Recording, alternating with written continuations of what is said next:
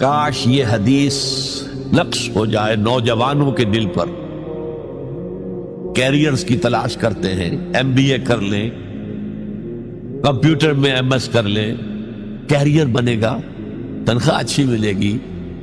وہ سارا کچھ اس دنیا کے لیے، عارضی دنیا کے لیے، عارضی زندگی کے لیے ہے اور کچھ بھی نہیں. حضور فرما رہے ہیں سب سے اونچا کیریئر یہ ہے قرآن پڑھو اور پڑھاؤ. اور یہ تو ہمارے ذمے لگا کر گئے حضور. ختمہ حجت الوداع میں کیا کہا تھا؟ میں صرف تمہارے لیے تو نہیں بھیجا گیا تھا.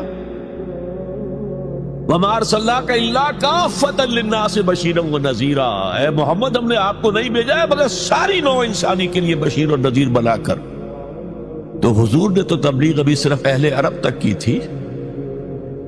رسول تو تھے وہ پوری نوع انسانی کی. وہ کون کرے گا؟ ہم نے تمہیں امت بنایا، کس لیے بنایا؟ خیر امت بنایا.